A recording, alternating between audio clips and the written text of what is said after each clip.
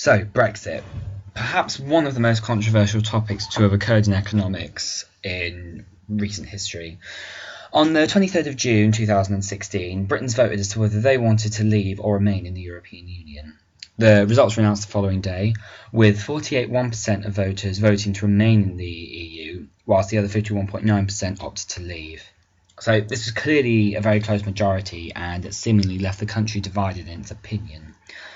But firstly, we should consider the reasons for and against leaving the EU in order to understand why people voted the way they did. So, The Economist here provides us with a brilliant summary of reasons for and against leaving the EU.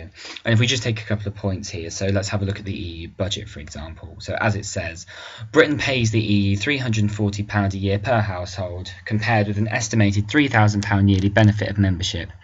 In or out, payment is needed to access the single market. So, what this is saying is that the benefits per household of being part of the EU significantly outweigh the costs in a year.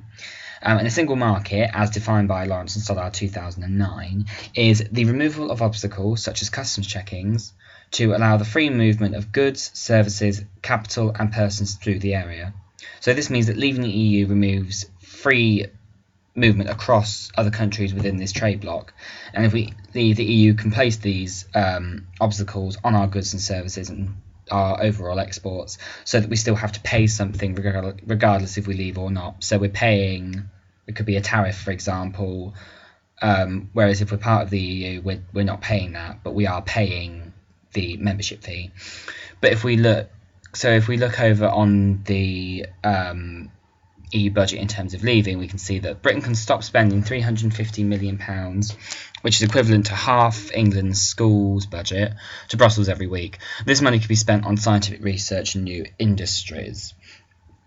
So from this we can see that perhaps the money spent on EU membership could be used elsewhere to satisfy the needs and wants of the consumer. And perhaps the most notable point here is that the EU budget is the same as half England's schools budget, and maybe more money should be put into the education system to provide a more skilled workforce who are prepared to deal with the effects of Brexit, as that's the generation that will feel the full effect of this event. And if we take another point on here, so for example immigration, we can see that leaving doesn't mean reduced immigration. Countries that trade with the EU from outside have higher rates of immigration, including from EU countries, than Britain. So this implies that immigration is inevitable, and even if we were to leave the EU, it's still going to happen. Yet on the other side, we can see that Britain can change the expensive and out of control system that offers an open door to the EU and blocks non-EU immigrants who could contribute to the UK. So from this we can learn that leaving the EU gives us controls over our own borders, and we can be more selective about whom we let into the country without the rules and regulations that the EU currently have. So we can let people in who can add to the productive efficiency of the UK, be that to individual firms, which will then add to economic growth overall. And clearly we can just see from these two issues there's obviously an opportunity cost associated with leaving the EU. In terms of the budget, spending all this money allows free movement of the factors of production across all EU member states, but leaving means this money could be spent elsewhere that the population will actually be able to see the benefits of. And in terms of immigration, leaving the EU means that we can let non-EU citizens in more selectively, as well as EU citizens who can, add to our workforce under our terms, but it's unlikely we'll realistically be able to enforce this in the way we want, as other countries still have immigrants despite being out of the EU. So this graph is from the Office for National Statistics, and this shows people claiming unemployment benefits, which is measured by the claimant count. And this gives us a really clear idea of the immediate effect of Brexit in terms of unemployment. So as we can see, in August, the claimant count rose by 2,400 after it fell unexpectedly in July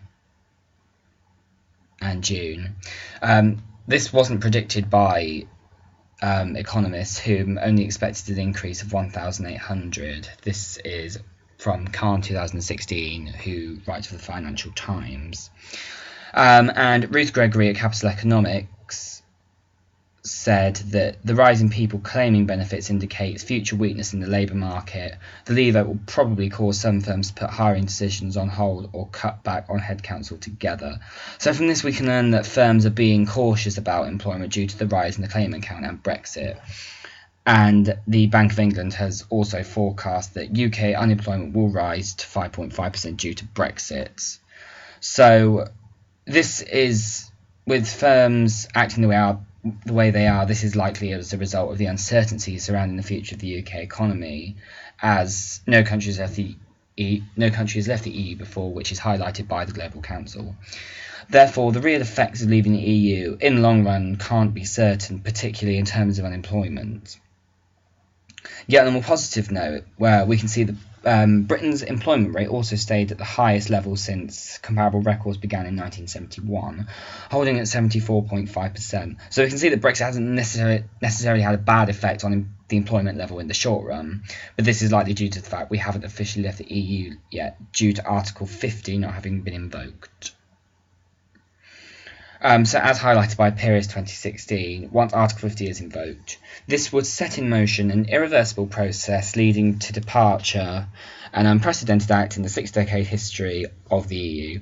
So this demonstrates that the impact of Brexit will be unknown, both on a microeconomic and a macroeconomic scale.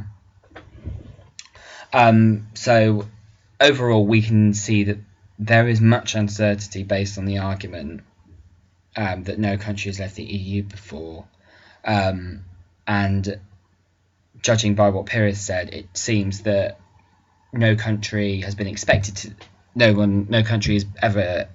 been expected to leave the EU. So we're unable to really see what the impacts will be until we officially leave and Article 50 has been invoked.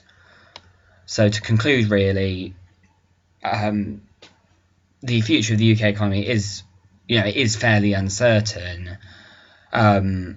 There is a lot of opportunity cost involved with leaving, as highlighted by The Economist, particularly with the EU budget. But certainly we should consider that it is a risk, but it's a risk we should be prepared to take because, the benefits may outweigh the costs, and the people of the UK decided to vote leave, so they clearly can see that leaving the EU may satisfy their needs and wants and maximise their utility, which is the ultimate objective of the individual consumer. And here are a list of references that I have used to help me with this presentation.